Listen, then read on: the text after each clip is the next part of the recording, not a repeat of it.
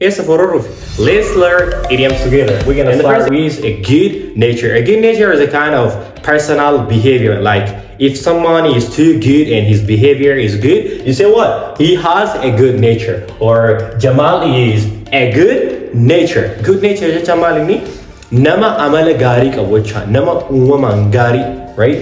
Namni akkasi amala gari kabo yokan nama gari nama kulkulu nature. But then you can say what? Good nature. For example, misal mo. Jamal is a good nature. Jamal nama kulkulu yokan nama gari nature. Alright, good. Let's pass to the next one. Let alone. Let alone, right? When we say let alone, mal jecha let alone jecha easy. Once and easy ti jettani yoro wanto hi idea bra double barbadam fedam jecha. Me example irata. Let alone missing me, she can even call me. Nayadu di city, isi nayu himbilbil. Jechu barbadam jecha. So let alone jecha malini وانا كسي سنديسيتي وانا كسي تونغوت جاتشور بعدين جاتشا. Alright, the next one. صدفات إندبرين. ما فيديو كان كوبي لينك نقولها. فيديو وان إنكم نف إسين نويسين برسيسو يفتان جو.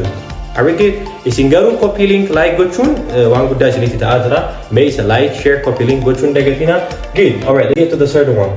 To have no stone unturned. When we say to have no stone unturned, we are telling a person that or a person is doing everything at its base or what is necessary. Namni tokko waan isarraa eegamu ani dirqama kiyya biheera waan irraa eegamu godhee jira jedhee himuu yoo barbaade eenyu phrase kan fayyadama to leave no stone unturned. He left no stone unturned since he falls in love. Inni akka jaalalaan qabame wannummaan yookaan xaariin inni hin godhin hin jiru jecha, right? Wanta isarraa eegamu hunda godhee jira jechuu barbaade. Alright, let's pass to the next one. A man of spirit. When we say a man of spirit, nama maaliti jechaadha?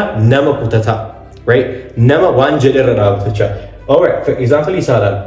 Gammachiis is a man of spirit. Gammachiis kutataa namaati yookaan kutataa mucaati jechuu dandeettan jecha. Walii galee isa dhumaatti osoo hin jedhin kan namni karaa onlaayinaatiin dhuunfaa keessaniin barachuu barbaadan bilbila keenya isa baay'ee irra jiru fayyadamtanii karaa tekstiitiin yookaan karaa telegiraamiitiin search gootanii nu barreessuu dandeettan isiniin jenna. Alright, the fifth one is the jawbreaker.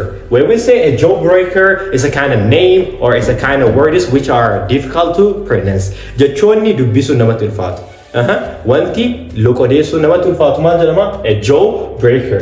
Here is the example. A Chinese names are a jawbreaker. Maqaaleen China jawbreaker jecha. Jawbreaker jechuun jaw jechuun kana jecha. Warra jechoota jechuudhaaf nama rakkisan jecha. Isinii galee waan akkasiitiin jecha. For example, Chinese names are a jawbreaker jecha. Maqoonni China yookaan maqaaleen namoonni China baafatan dubbisuudhaaf namatti ulfaata jechuu barbaadeeti. Gaaffii yoo qabaattan karaa koomentii irratti gaafachuu dandeettanii barnoonni keenya isinitti toleen.